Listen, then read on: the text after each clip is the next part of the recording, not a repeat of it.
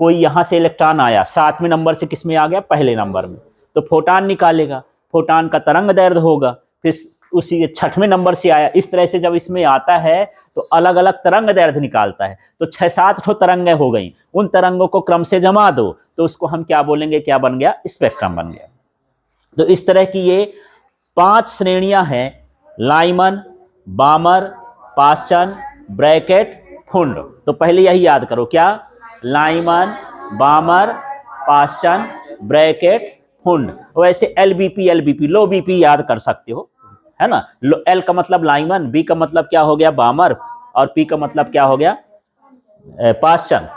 फिर दोबारा बीपी लिख देना है, 2 बार बीपी उसको लो हो गई, है ना, तो हो जाए ब्रैकेट और क्या हो गया, फुंड। ठीक, अब मैं ये लिख दिया हूं यहां से, जब इलेक्ट्रॉन पहली कक्षा में आता है, उच्चतर कक्षा से कहां आता है, पहली कक्षा में, तो वो कौन सी श्रेणी कहलाएगी, लाइमन। जब दूसरी कक्षा में आएगा तो बामर, तीसरी कक्षा में आएगा पाश्चन, चौथी कक्षा में आया ब्रैकेट, 5वीं कक्षा में आया था फुंड। अब क्वेश्चन ऐसे दे दिया कि जब इलेक्ट्रॉन दूसरी कक्षा में आता है तो खाली स्थान श्रेणी प्राप्त होती है, तो क्या हो गया, पाश्चन। ऐसे छोटे छोटे क्वेश्चन पूछ, बामर, हाँ ठीक है, कौन सा हो गया, बामर।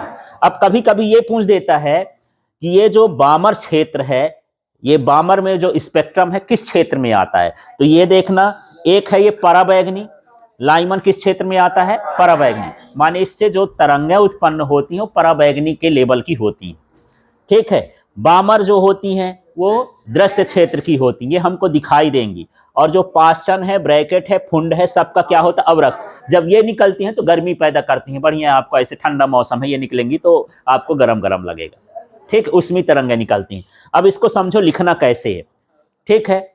यहां पर आपसे एक सूत्र बनना चाहिए, कहलाता है रिडबर्ग सूत्र, 1/λ बराबर r, 1/n² f फाइनल है, और ये -1/n² ये इनिशियल, और जहां r है रिडबर्ग नियतांक।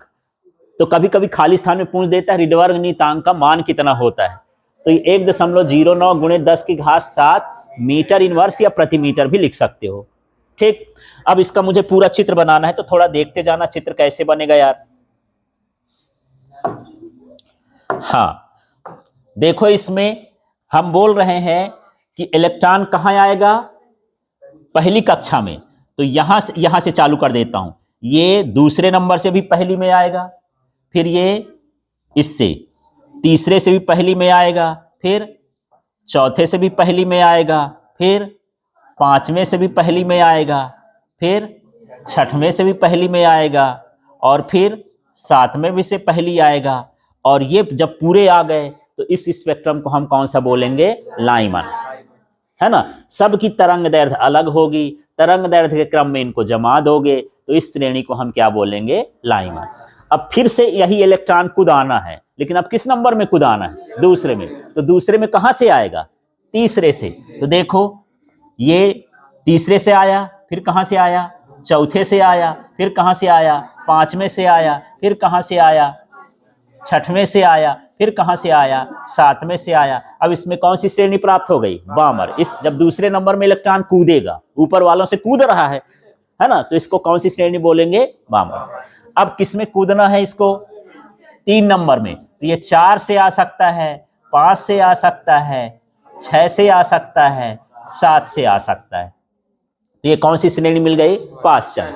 अब इलेक्ट्रॉन किस में आएगा, 4 नंबर में, है ना, तो 4 में कहां से आ सकता है, 5 से, 6 से, 7 से, ठीक है। ये कौन सी श्रेणी मिल गई, हाँ, ब्रैकेट। अब यहां पर इससे जो है 5वें नंबर में ये आया, ठीक है, और 7 में ये आया, ठीक है। तो इस तरह से 1 2 3 4 5 श्रेणी हो गई, क्लियर हो गया। तो यहां पर अब देखना, इसका श्रेणी का नाम क्या हो जाएगा, लाइमन। ये वाला क्या हो गया, बामर, और ये वाला क्या हो गया, पाश्चन, और फिर ये वाला क्या हो गया, ब्रैकेट, और ये वाला क्या हो गया, फुंड। हाँ ठीक है, बड़ा ही है, समझ लेना, ब्रैकेट, ठीक है। क्लियर हुआ इतना। तो ये 5 श्रेणियां हैं। अब इनको आप ये तो चित्र में दर्शा दिए, चित्र में दर्शाने के बाद एक एक नंबर करके इनको लिखना भी है, हेडिंग बना बना के। तो लाइमन में क्या लिखोगे, सब इसमें कर दिया हूं, बड़ा सिंपल सा है, देख लेना, यहीं से कर सकते हो कि जब पहली कक्षा में इलेक्ट्रॉन उच्चतर कक्षा माने किससे 2, 3, 4, 5 से आता है, तो उससे जो श्रेणी प्राप्त होती है उसे क्या कहते हैं, लाइमन श्रेणी, और यह पराबैंगनी क्षेत्र में होता है। हाँ, फिर से बोलो, क्या बोलोगे, जब इलेक्ट्रॉन पहली कक्षा में दूसरी माने 2, 3, 4, 5, 6 डैश डैश कक्षा से आता है तो उससे प्राप्त स्पेक्ट्रम को लाइमन स्पेक्ट्रम, ठीक है, और यह पराबैंगनी क्षेत्र में आता है। अब दूसरा मैं नहीं बताऊंगा, आपको बोलना है, क्या बोलना है, जब इलेक्ट्रॉन दूसरी कक्षा में उच्चतर कक्षा 3, 4, 5, 6, 7 से आता है तो उससे प्राप्त स्पेक्ट्रम को बामर श्रेणी कहते हैं, और यह दृश्य क्षेत्र में आता है, ठीक है। हाँ, फिर यहां पर इसमें बोलो, जब इलेक्ट्रॉन तीसरी कक्षा में उच्चतर कक्षा 4, 5, 6, 7 से आता है तो उससे प्राप्त स्पेक्ट्रम को पाश्चन स्पेक्ट्रम कहते हैं, और इससे प्राप्त जो ये किस श्रेणी को आता है, अवरक्त श्रेणी या अवरक्त क्षेत्र में आता है, ठीक है।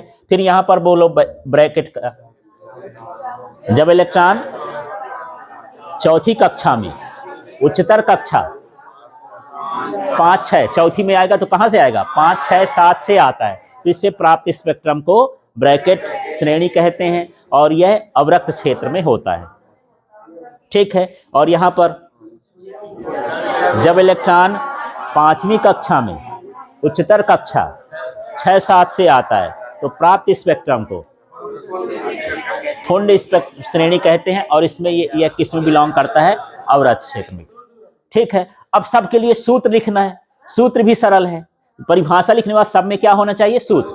ये सूत्र लिखा है, इसी सूत्र को देखो, जैसे मुझे लाइमन के लिए लिखना है ना, तो 1/λ बराबर यहां क्या कर दिया r, और यहां पर देख दिया 1/-1। अब यहां पर समझना, यहां पर कुछ चेंज होगा, यहां पर देखना, ठीक है।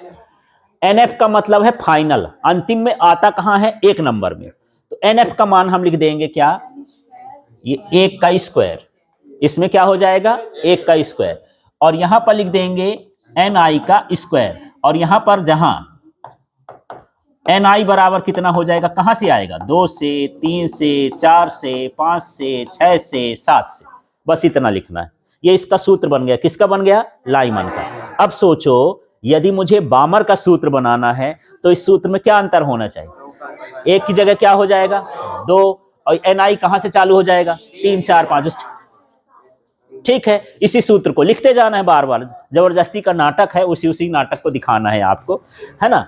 अब इसके बाद मान लो ब्रैकेट का करना है तो क्या लिखना चाहिए, चलो ब्रैकेट को बताओ, यहां क्या होगा 4, और NI का मान कितना हो जाएगा 5, 6, 7, ऐसे इस तरह से सूत्र आ जाएगा।